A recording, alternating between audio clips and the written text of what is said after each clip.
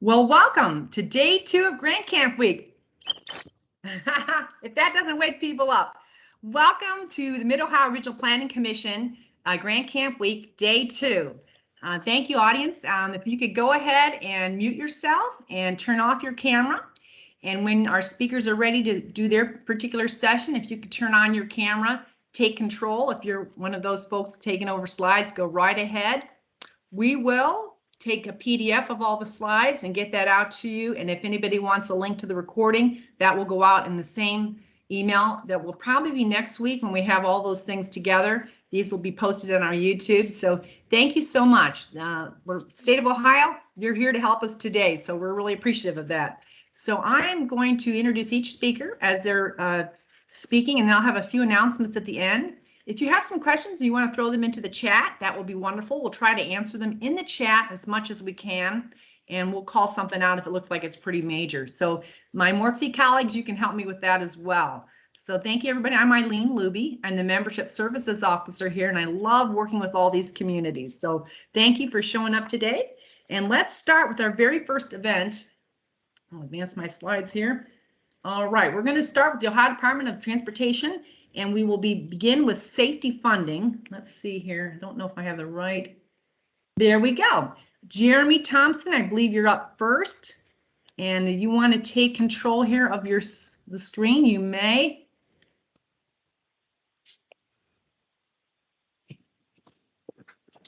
All right, beautiful. I'll turn my camera off. All right, everything look good on your end? It looks good. All right, good morning, everybody. As Eileen mentioned, I'm Jeremy Thompson from the ODOT Safety Program. I'll be discussing our various funding opportunities. If you're familiar, there are some minor changes in the upcoming fiscal year that we plan to keep moving forward after that fiscal year as well.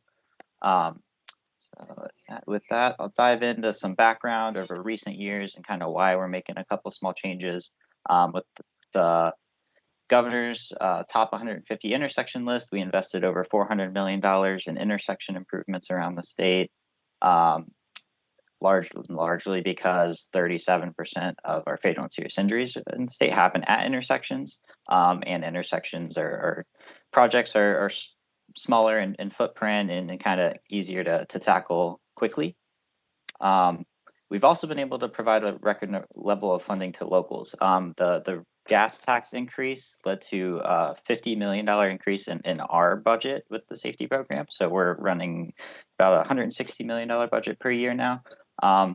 And with a large amount of our fatalities and serious injuries happening on the local system, we've invested more and more year by year into our local agencies. So with that, we have 3 funding applications that are available statewide. Our traditional application, also sometimes called the formal or the hotspot application for larger projects, our abbreviated application for very small projects. What's new in this upcoming fiscal year is our systemic project application that I'll go into. And then we also offer like safety study and road safety audit assistance. And then we also will often supplement our TAP program, Small Cities, Safe Routes to School. Me and some of my colleagues in the safety program sit on the various project committees, and when we see safety benefit in those projects, we'll supplement them with safety funding. So diving straight into our traditional and formal applications, they're due every year on September and April 30th with presentations in the month following. They're open to any project on a public roadway in the state. Typically, we fund them at 90% federal safety and require a 10% local match. Certain things like signs, signals, and pavement markings are eligible for 100% funding. That eligibility also relies on the calculated safety benefit of a project, which is one of the requirements that you'll have in these applications. We can fund all phases of project development from the planning all the way through construction and construction engineering.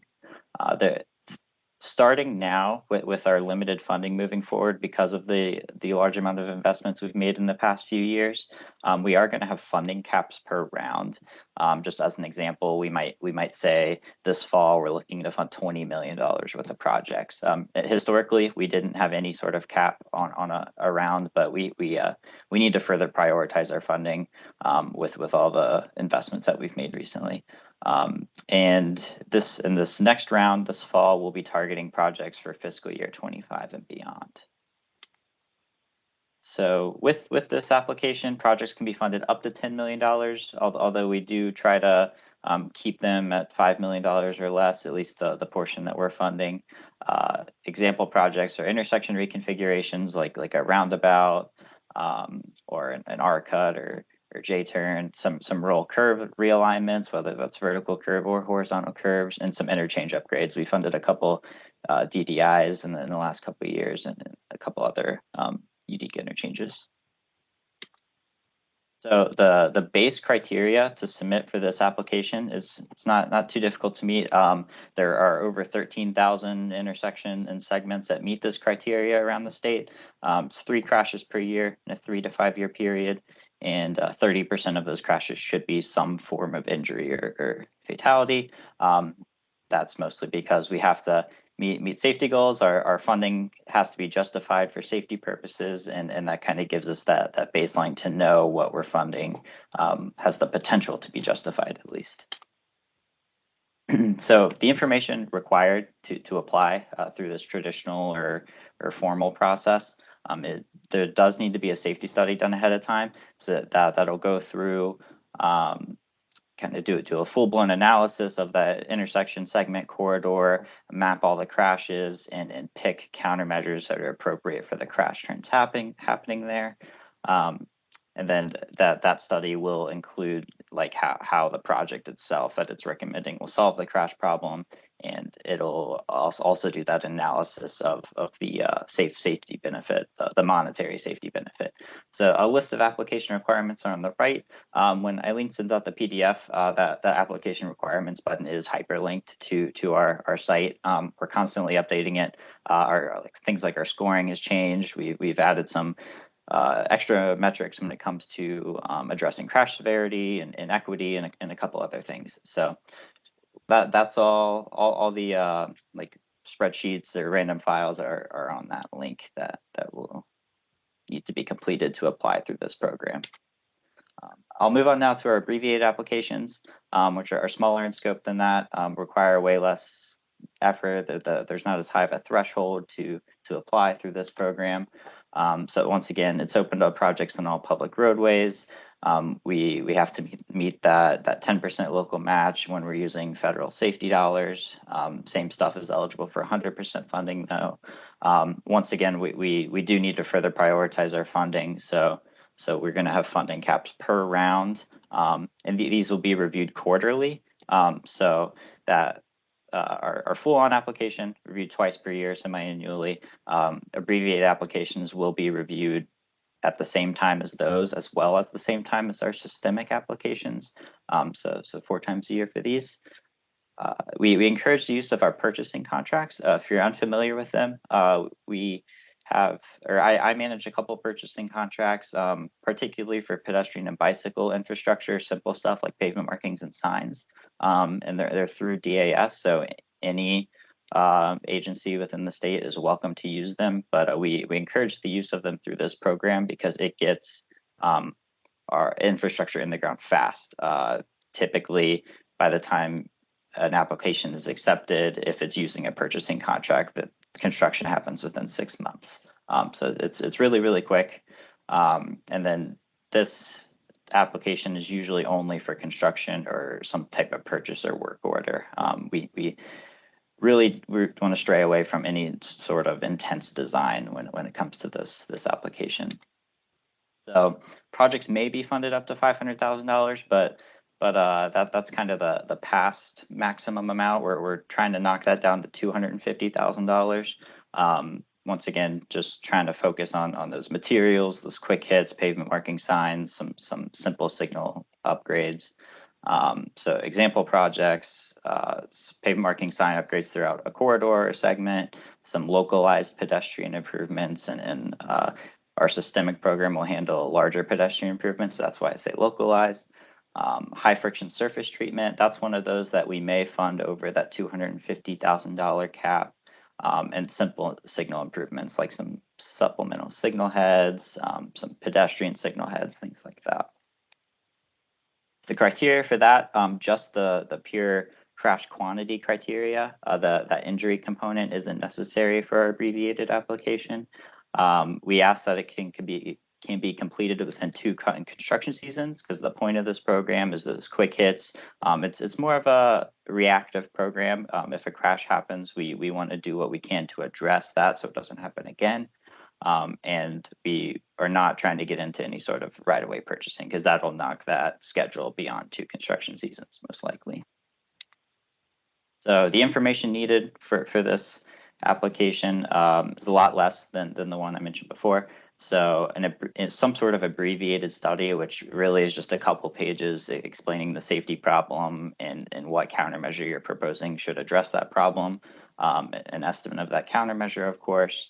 And then once again, those things on the right and that button is linked to take you to our site for all that information.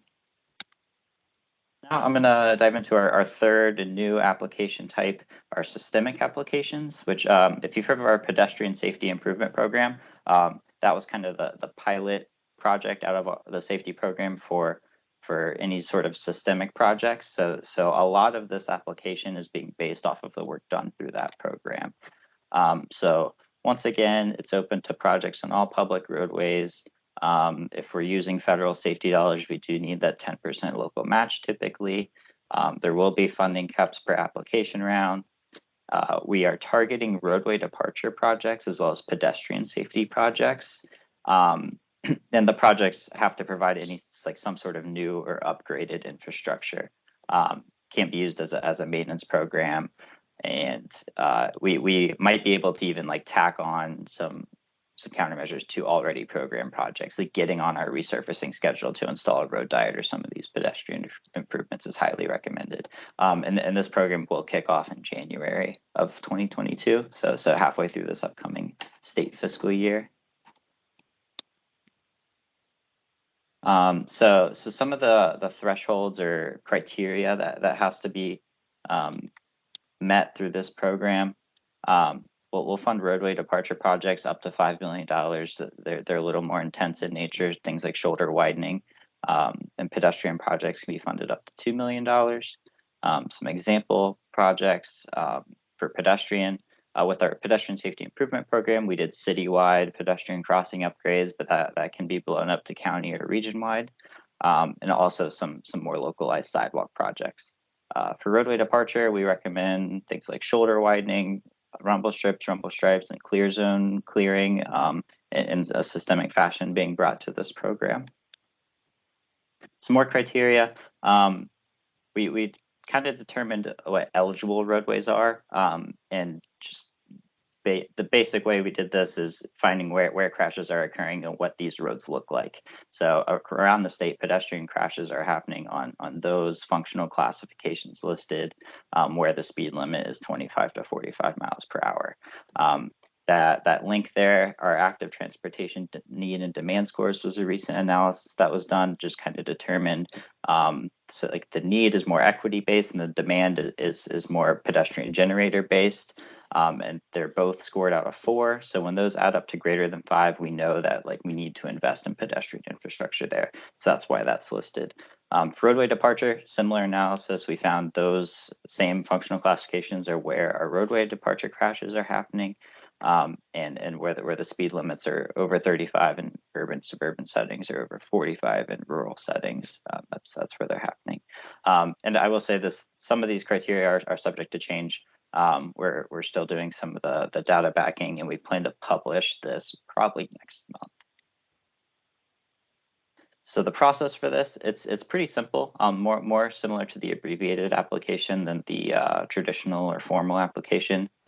We will have kind of just a spreadsheet template to prioritize locations with certain countermeasures tied to those locations, and then you'll need an estimate for what you're applying for. Not too much needed there. So I guess I'll stop and read the chat box real quick if there's any questions before I dive into this part. We have one from Letty Hilliard. Right. Is ROW Hey, Letty. in systematic Yes. applications? Yes, that will be allowed. I guess I didn't list it, but similar to the traditional process, we are going to target those further out fiscal years. So fiscal year 25 and beyond. So that gives us some leeway to work with that and acquire right away if needed or get easements. So moving on to local match requirements, I know I mentioned we typically require a 10% match. It's kind of the rules when it comes to using federal safety dollars, but we have some leeway when it comes to our state safety dollars. We can use those on any state or US route to cover that match. We have some toll revenue credit available. And like I mentioned, our federal safety dollars can be used up to 100% for signs, signals, and pavement markings. So I recently went through and did a financial distress analysis. I call it that because the track program uses that as a metric, just keeping the lingo similar. Basically, I took poverty rates by census block group around the state and just compared it to the median.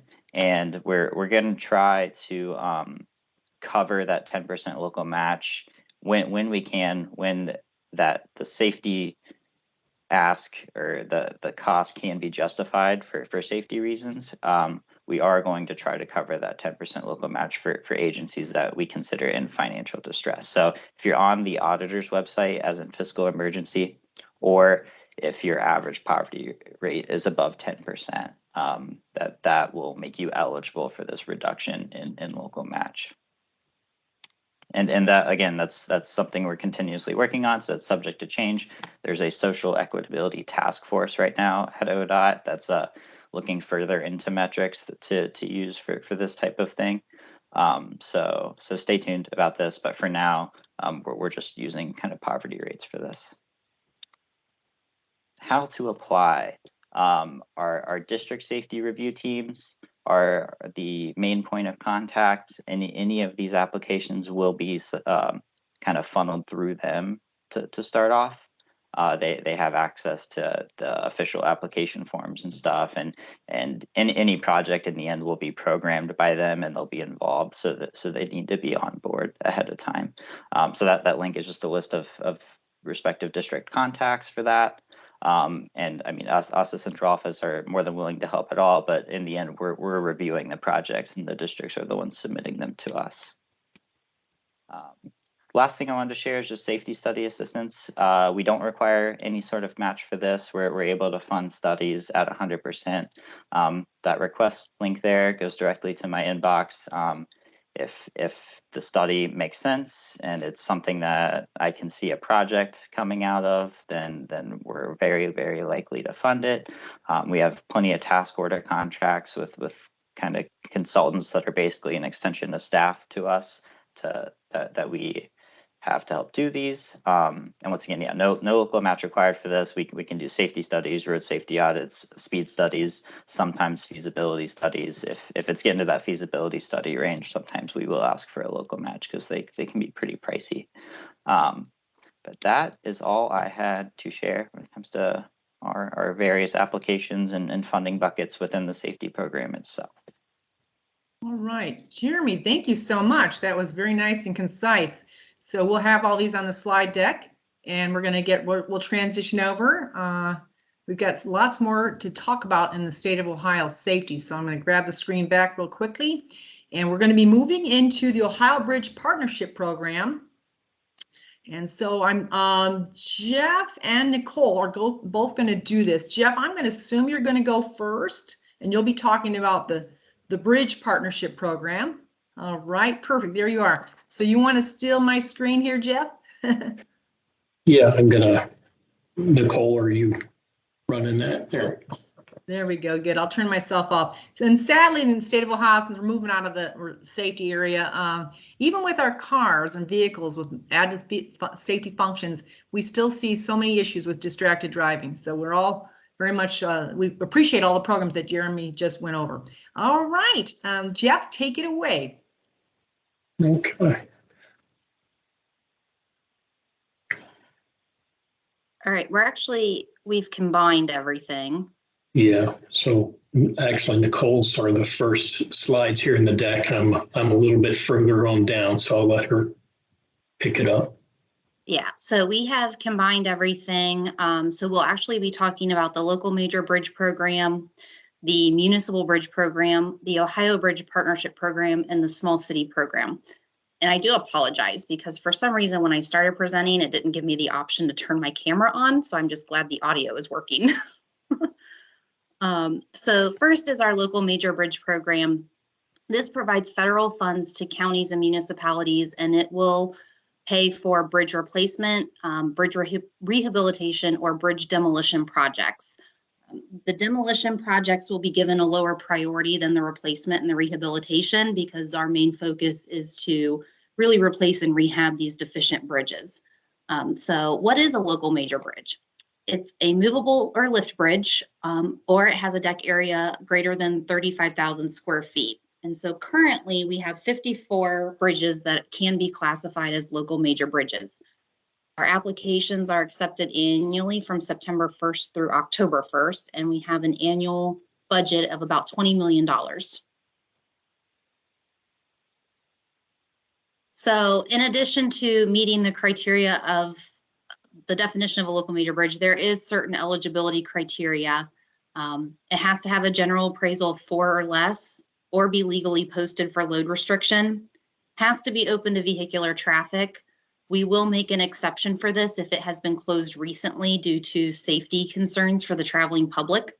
And so typically we usually say within about 6 months, but it just depends on the circumstances. Has to be structurally deficient. We have taken out, it used to be with all of our bridge programs, you could be structurally deficient or functionally obsolete. In order to better align with Federal Highway's definition of a deficient bridge, we did away with the functionally obsolete criteria. So if they're not structurally deficient, they're not eligible. And then since these are our larger bridges and tend to have more complications, it has to have completed a feasibility study prior to the application. So you can see our scoring criteria, and with our bridge programs, you may see some of them repeated, but typically a general appraisal. And then since these are larger bridges, we've done scoring criteria based on the local amount contributed as well as the local percent contributed. With all of our programs, we always look at the economic health, which is the unemployment of the county that county or city is in. And we pull the most recent unemployment rates from Job and Family Services website to calculate how many points are given. And then our annual average daily traffic and the functional class. So these are the scoring criterias for the local major bridge program. Moving on to our municipal bridge program, these are our smaller bridges for our municipalities and regional transit authorities. So again, they can be for bridge replacement, rehabilitation, or demolition, but the replacements and the rehabs are given higher priority. Our applications are accepted annually starting July 1st through August 15th. So our target bridge list is currently on our website right now, but there may be a timing issue between when the target bridge list is run and an inspection occurred. So I typically run the target bridge list a month or so ahead of when the applications start. But in the meantime, you may have had an inspection on that bridge and it's now eligible. So this target bridge list is not the end all be all, but if you have a bridge that you think might be eligible, once the inspection data is updated, just make sure that it's updated in AssetWise, which is formerly SMS, by August 15th so that we can verify the eligibility. And then it has to be owned by a city, village, or regional transit authority. Has to be open to vehicular traffic, but again, we can make exceptions if it's been closed for the safety of the public. It has to meet the federal definition of a bridge, which is greater than 20 feet in length because these are federal funds. Sufficiency rating of 80 or less, a general appraisal of 5 or less, and again, it has to be structurally deficient. We took away that functionally obsolete criteria. So we do score, because this is for replacement or rehab, we have a little more scoring criteria than what you would see on some of our other bridge programs, just to get an idea of the condition of the bridge and if the proposed work matches the current structure. So we have the general appraisal, our substructure condition rating, superstructure condition rating, and then our deck condition rating. And then we also have the bridge load limit. So is it posted? Again, our economic health and our annual average daily traffic. And I'll kick it over to Peyton for the Ohio Bridge Partnership Program. All right, thank you. This program initially started out in 2014. It was a program that was initiated in the director's office. It was funded at $120 million. And basically this program, we were directed to utilize that $120 million to replace as many deficient bridges across the state as we could. When that program, that was a 4-year program, and it started in 2014, went through 18. We spent 18 to 19 finishing up bridges in that program. And then in 2019, we continued the program as one of our normal capital programs, and it was funded at $5 million a year. It provides federal money to not only the counties, but the municipalities as well. And it's for replacement only. We don't do any rehabs with this program, replacements only. And we accept the applications March 1st through April 15th. This solicitation period has kind of gone back and forth a little bit over the last few years. So I think in the last solicitation cycle, we kind of landed on the March 1st through April 15th, kind of a sweet spot between Nicole's Municipal Bridge Program and the CEAO's LBR program. So the eligibility criteria for this program, again, it has to be owned by a county or municipality, has to be open to vehicular traffic with some exceptions, as Nicole had noted. If it was just recently closed because of safety reasons, we will entertain that, and we will accept applications for those. Again, being a federal program, federal money, it has to meet the federal definition of a bridge, that being 20 foot. Sufficiency rating of 80 or less, a general appraisal of 4 or less, and it has to be structurally deficient.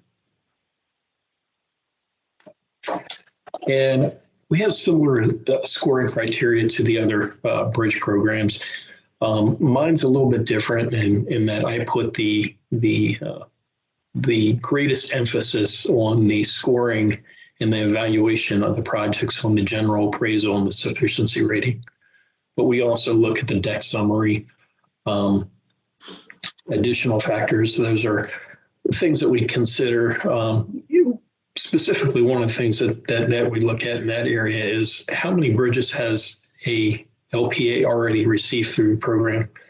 We get during the initial bridge partnership program at $120 million, we had some counties that received a significant number of bridges through the program. And then as the programs continued on, we do have some that have received, 8, 9, 10 bridges through the program. So we do give some additional consideration to those that maybe haven't been as fortunate or haven't received any bridges through the program. So that's something we do take into account. We also look at the bridge load limits, the economic health, and certainly the ADT of the structure itself. So one of the other things that I did want to touch on real quick, like I said, it's replacement only, and there is no match requirement for the construction engineering. It's 100%. We pay for that. Initially, with the original program we paid, it was a turnkey program where we covered all of the preliminary engineering, environmental, right-of-way, construction. It was the whole gamut. We covered the whole bridge. But since this has become one of our normal capital programs, we've maintained the 100% for the construction engineering, but all the preliminary engineering components are the responsibility of the LPA. So with that, I'm going to go ahead and hand it back over to Nicole to talk about the small city program. Thanks, Jeff. And last but not least, our small city program. So we provide federal funding to small cities with a population from 5,000 to 24,999. They have to be outside of an MPO's boundaries. And that data is based on the US Census. So we are currently soliciting right now. Our solicitation is from May 1st through June 15th. So a week from today, we'll wrap up with our solicitation. And our small cities did not change this year because we haven't yet received the census data, but our list of small cities may change next year based on that data. So we get an average annual allocation of about 10.5 million. And this can be used for any pavement rehabilitation, widening, safety, or signal projects. And as Jeremy mentioned, with the safety program, they do sit on the small city committee as well so that they can determine if any safety funds could be used. With the local major bridge, the Muni Bridge in the small city, we will pay for 95% of the eligible construction and construction inspection.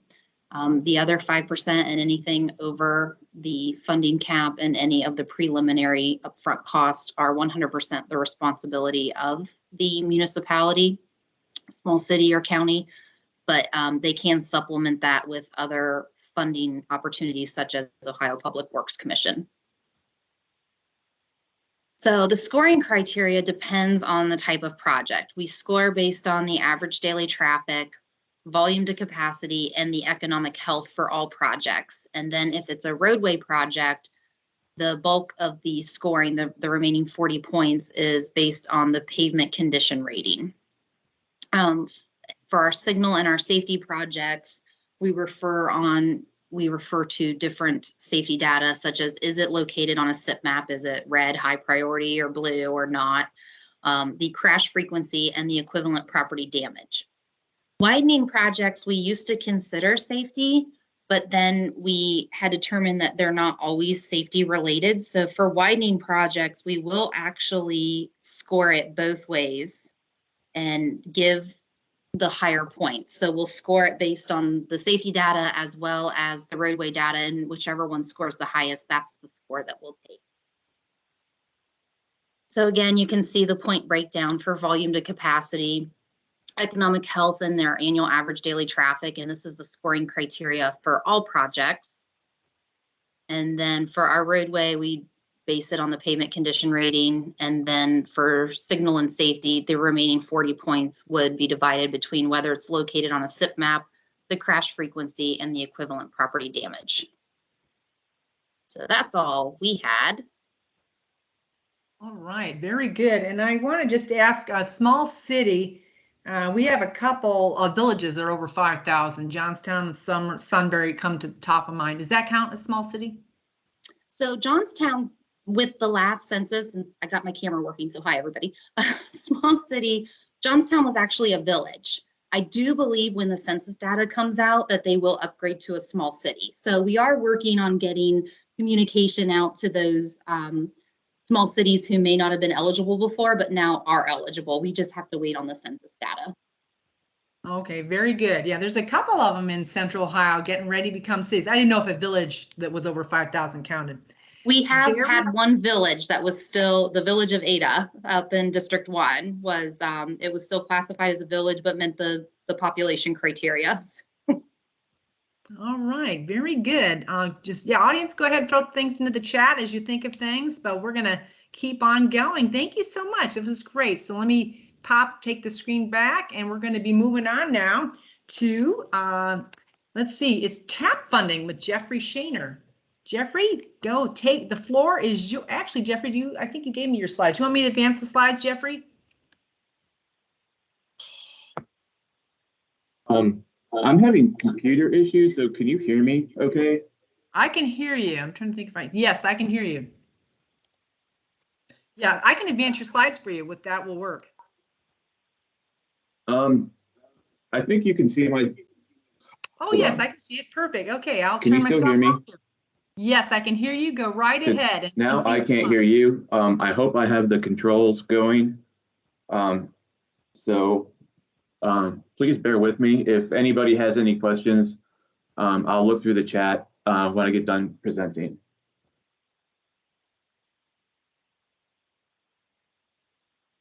Okay.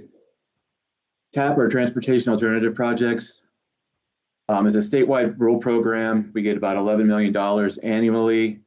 The TAP program that I manage is for Ohio municipalities that are not located in an MPO. There are 4 counties and MPOs that return their money. So anybody listening from Allen, Belmont, Licking, and Washington counties, you would not apply through the MPO. You would apply through the ODOT Central Office program that I manage. And Licking County, I know, is well versed in this. They have all kinds of applications. Typically, the program is funded at 80% federal and 20% local. Currently, we're using total revenue credit through state fiscal year 2027. So much like Nicole's programs, TAP is currently 95.5. Just for your knowledge, the next round of TAP applications will be soliciting for state fiscal year 2025. Local governments, transportation authorities, federal and state resource agencies are all eligible for TAP funding. The project must demonstrate a public benefit as well as be open to the general public. It needs to be on publicly owned or just existing publicly owned right-of-way. TAP pays for construction and inspection. There is one exception to that. Rail trails, which we'll get into a little bit, is the only type of project that TAP funding can be used for right-of-way acquisition. The local cash match must be committed and identified during the application process. The municipality must commit to maintain the project after construction is complete. This can be kind of parceled out. So like if there's a trail that's being built, sometimes like the local Cub Scout or Boy Scouts or a group like that will take the reins and like commit to maintain, which just basically means going out and getting the snow or leaves or what have you off of the path. And also there has to be no major maintenance issues with the municipality in the past concerning liability, negligence, or safety. These are the type of TAP projects that you can apply for: bicycle and pedestrian facilities, rail trails, safe routes for non-drivers, community improvements.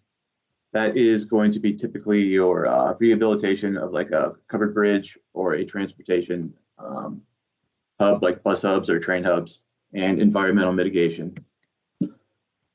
Bicycle facilities. These are going to be your on-road or off-road trail facilities for pedestrians, bicyclists. These, I mean, they include sidewalks as well as bike trails. You can do signals and traffic calming techniques, lighting, and other safety-related infrastructure and and not all of the project needs to be compliant with Americans with Disabilities Act. Like if you're in a kind of a remote area with a trail, it doesn't necessarily have to comply, but we just like to say like all the trailheads and the like need to be compliant with ADA, so people have the opportunity to actually get on the trail and enjoy it. Rail trails. This is going to be the conversion of abandoned railroad corridors. Like I stated previously, right-of-way can be used, or funding can be used to acquire the right-of-way of these abandoned railroad corridors, as long as the purchased right-of-way is going to be used as a trail. Safe routes for non-drivers. This is kind of like bike trails, but this is going to be more of a streetscape project, or it's streetscape or sidewalk projects, mostly for the children or older adults and individuals with disabilities, helping them get around some of the smaller downtown or uptown areas in rural Ohio. Other community improvements, like I stated, archaeological activities relating to impacts from implementation of a transportation project, historic preservation and rehabilitation of historic transportation facilities. The picture on the bottom left is a lock system up in District 7. And this looks like a rail hub. I'm not exactly sure where that is. Environmental mitigation.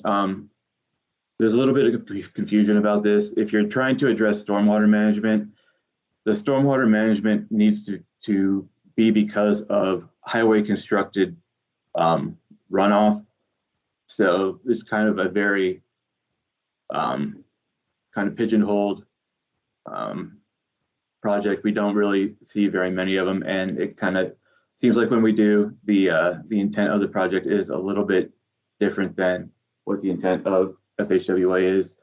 Reduce vehicle caused wildlife mortality, restore and maintain connectivity around terrestrial or aquatic habitats. Again, we don't really get very many of these at all. Just kind of reiterating what Jeremy talked about earlier, 2018, the selection period 2 times ago, the safety department started with the new applications, applications. I'm not going to get into all of that. This past round with 2020 applications, Jeremy and Kate both sat on the selection committee. Safety awarded 5 different projects, funding totaling just under $2.1 million. What this allowed was 4 of the 5 projects were able to be funded up to their requested award amount. There was one, I think, in the city of New Philadelphia that was asking for, I think, about $2.25 million total, and they were awarded like $1.75 million. So we are always grateful for any of the safety funding that can be applied to TAP projects. There's just a couple of quick tips for applications. Like Nicole has also been stating, as well as Jeremy, try to combine multiple funding sources. TAP and small city seem to work well together, TAP and safety. The small city is, so let's say you're awarded small city fundings for resurfacing and you want to put in sidewalks. Sidewalks aren't eligible through the small city, but TAP can fund them. So we've kind of streamlined and linearized the application process where small city is before TAP. So you would know if you were a municipality that applied for small city funding, the results. If you were awarded funding, then you can apply for TAP funding, and you can list that the small city funding has already been awarded. That's going to be a big feather in the cap of the municipalities that were awarded small city funding and have TAP eligible components to the project as a whole.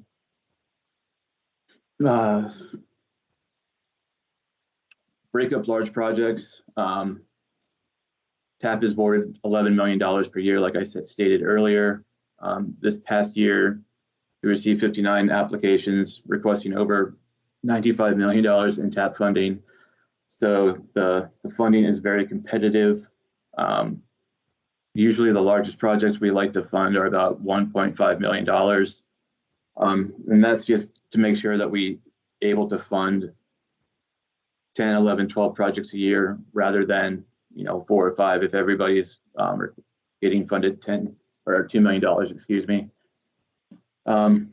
Lastly, make sure you're checking your application and estimate for ineligible costs.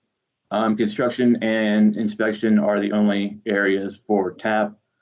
We do not pay for contingency costs. So if you include that in your estimate for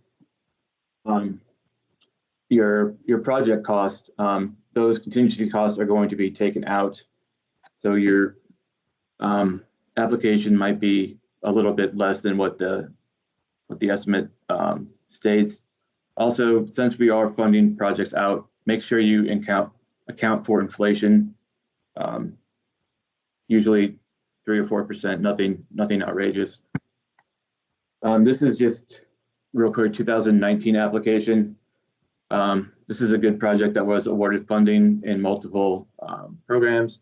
$750,000 in TAP for sidewalk and bike lanes, 1.3 million in small city, and then safety kicked in $100,000 or $500,000 for each section, TAP and small city. So you can see that $3 million was awarded through funding. I can't remember the exact amount of this project, but I believe it was like $3.5–4 million. So the local was able to acquire 75 to 80% of the funding through these various funding programs.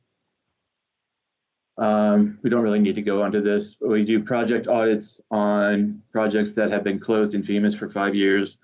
We're just making sure that the project has been maintained. A written report gets sent to the municipality that the project was awarded to. This past October, we started a new cycle when it normally started in January, but right now this is the new schedule, October 1st through October 31st. Letter of interest is due. December 1st through January 31st is when the application is due, and we score the projects and have the selection committee in late March or early April, and shortly thereafter, after the governance is okays the projects, then the notification of award goes out.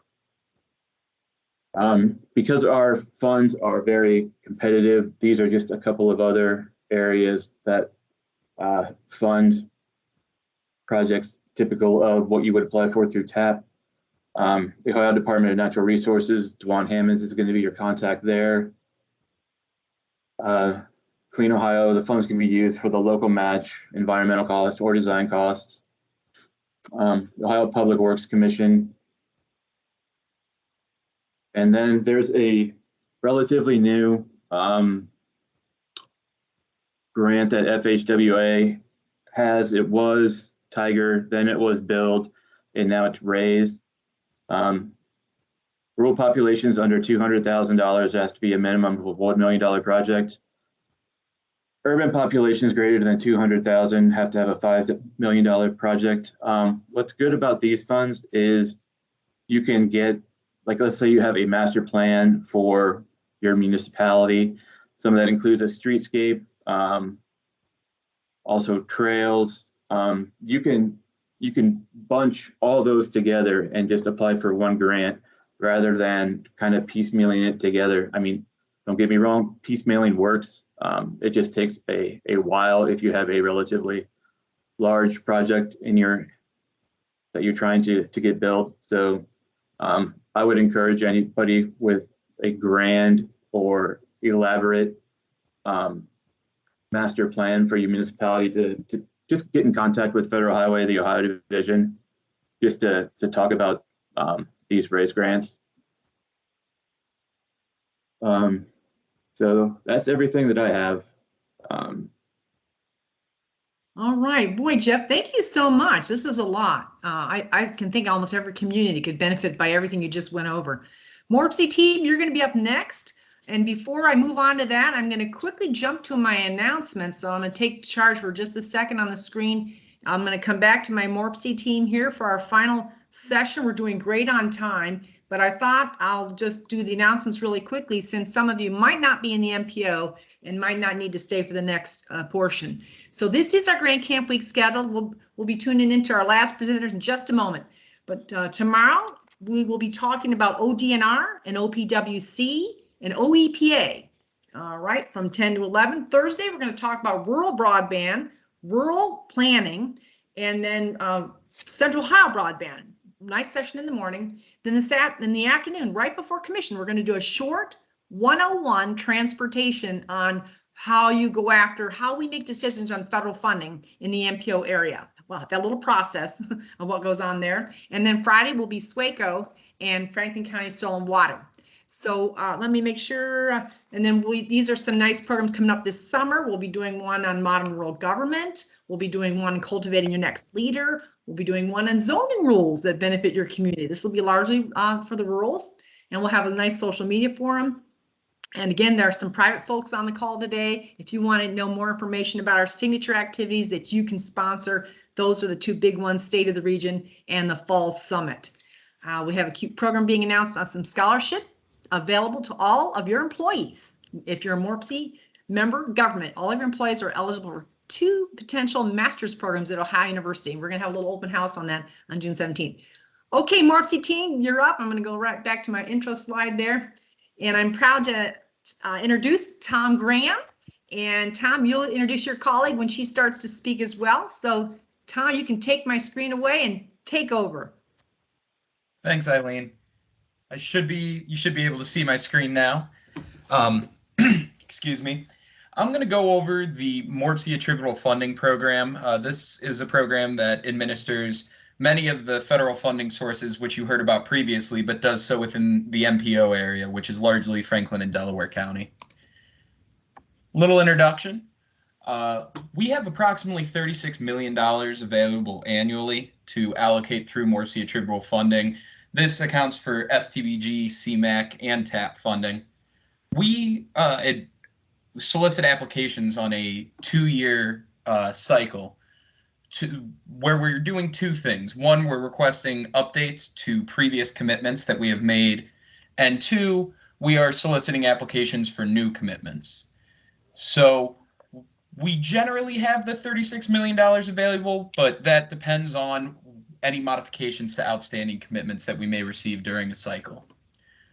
So as we approach the next application cycle will be held in 2022. We just in May adopted our funding commitments from our last cycle. So we're at the beginning of that cycle once again. We expect about $70 million in funding to be available. And one thing to note here is that we generally, when we're looking at new applications for funding, are looking to commit that funding many years in advance. So we're looking in this next cycle for funding to be committed largely in state fiscal years 2028 and 2029. Generally, this is because the projects that we are seeking take a lot of time to develop, and the process of ensuring that everything is aligned correctly to be able to properly utilize federal funds, we try to get ahead of these projects quite a ways.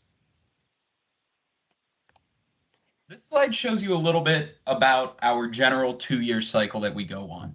As you can see at the top here where it's circled, that's where we're sitting right now. We're beginning the process of reviewing and updating our policies, which will continue through February and then go to a public comment period. And in spring of next year, we will adopt policies for the upcoming round.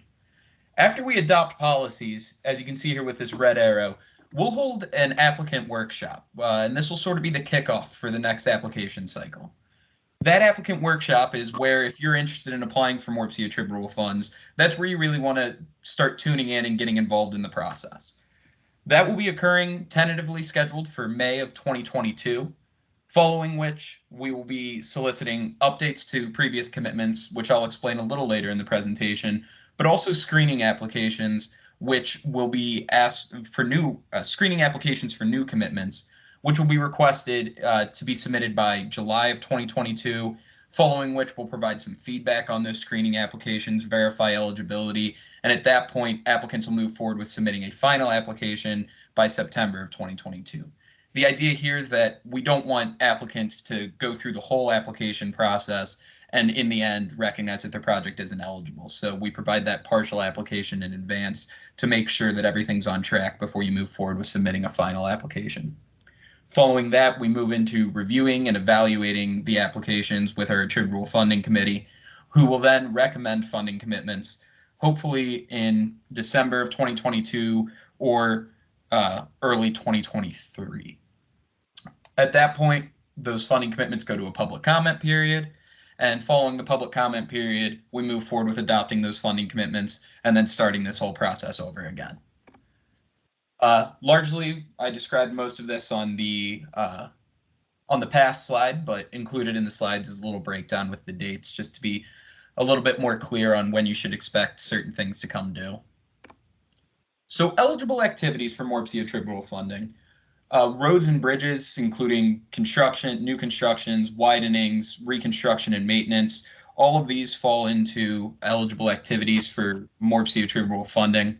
All roadway projects must be on the federal aid system. That is something to keep in mind. Local roads are not eligible for this funding, though bridges can be on any public road. So that's one exception to that rule. Additionally, standalone bike and pedestrian facilities. Obviously, those don't need to be included on the federal aid system either, and those are eligible activities under attributable funding. So our projects are largely these widenings, new constructions, system preservation projects for roadways, as well as intersections and corridor signalization projects. Then we allocate some money for transit projects, including both capital, looking at buying new buses or potentially some new service expansions. There's some more specific eligibility that we'd have to dive into on transit programs, but there's a wide range of activities for transit that we're capable of funding. And as I mentioned briefly earlier, but this funding is primarily going to be for capital investments and not for operating costs. So as we evaluate applications, we break them out into these 5 or, well, 6 activity categories. And the idea here is that we are trying to score applications in similar categories against each other, rather than trying to compare a major widening to a system preservation project or to a standalone bike and pedestrian project. The similarities between those projects aren't as extensive as we would like them to be able to score them against each other. So we break them into these individual categories and then score applications in categories against each other. And we have funding distribution goals for each of these activity categories. So what you're seeing on screen now is our current overall program target ranges for state fiscal year 2021 through 2027. As we work through the process of updating our policies over the course of the next few months, we'll be revising these target ranges to be more applicable to future rounds that will go through 2029. But generally, we try to ensure that a spread of funding is available across all of these different activity categories for which we accept applications. And additionally, in the 2022 application cycle, we do expect funding to be available in each category. So the requirements associated with MORPC-Attributable Funding, 1, only public agencies can apply. 2, if you're applying for MORPC-Attributable Funding, that project needs to be included in the MORPC 2020 through 2050 Metropolitan Transportation Plan. So it can be included in one of 2 ways. It can either be individually listed in that plan, or it can be included in a line item for reconstruction, maintenance, transit. But one way or another, it needs to be included in the MTP. All of our funding generally requires a 20% local match. One thing to note is that there are occasional exceptions to that, is with some signalization projects where we can fund programs through the CMAQ program at 100%, but generally you should be anticipating that our funding would be capped at 80% of the project costs. Additionally, preliminary engineering and detailed design is not considered an eligible expense, where we try to limit our funds to right-of-way or construction phases. And then some policies that projects need to comply with when they are applying for MORPC-Attributable funds. And those include the Complete Streets policy and also the Smart Streets policy. And we're in the process now of updating that Complete Streets policy, but nonetheless, both of those are provided as we work through the application process, and just provide some bases on which projects need to develop in a way that is aligned with those 2 policies. Furthermore, you need to be following the ODOT project development process. And this stands as another reason why we try to get these projects into this pipeline very early. And it's so that we can ensure that that process moves smoothly, and we can work along with applicants to familiarize them with the ODOT PDP process if they haven't previously been exposed. And then finally, if a project is awarded a commitment of MORPC-Attributable funds, in each cycle following that award until that project is sold, they need to be submitting an updated application during these application cycles. The updated applications are not nearly as extensive as the final applications for new funding, but generally it's our way of ensuring that we're aware of any changes to the project scope or any changes to the project's estimate. And if a project has significant cost increases, that project may have to recompete for funding. So this is just our process of staying up to date on these projects and ensuring that all of the information is updated as we work through these funding cycles. With that, I'm happy to answer any questions if we have time for that, or if not, I'll turn it back over to Eileen to open the floor for questions on other presentations as well. Okay, very good. So thank you, Tom. That was a nice, quick overview of the MPO process. Does anybody have any questions you'd like to throw open to not only Tom, but any of our presenters today? I'll study here in the chat. I did get a couple emails that asked about codes, so hopefully you're getting the codes the day before each session. If you're not, let me know. Those should be going out if you registered. Speakers, just a reminder, send me all your slides so I can PDF that, and everybody that registered for the event will get a link to the presentation. You'll also get the PDF slides. If you forgot to register and you're on, send me your email. I'll make sure you get in that list. Okay, any final questions at all? And Tom has got his contact on there, and we don't mind answering direct questions. You can set up calls with our folks if you'd like to talk a little more specifically about your community and your project. Let's see, I did get a question. Is land acquisition an eligible use of attributable funds? Ooh, land acquisition, Tom?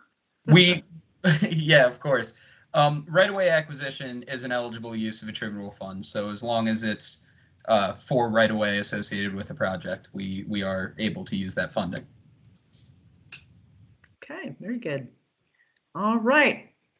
Lots of money rolling out of our federal government. So this is the best time to go look at that wish list. Make sure you got your priorities that you need some help on, and we'll want to help you as best we can. All right, final chance to ask any questions in the chat at all. We'll make sure we did amazing today, everybody. Thank you. All our presenters stayed right on point. All right, double checking here. Okay, all right. Well, I think we're going to close out today, and I really appreciate all of you being such a good audience this morning, and stay with us if you'd like to join the other sessions coming up, and we'll send you the links. Thank you so much, and thank you, presenters. You did a great job. Thank you so much.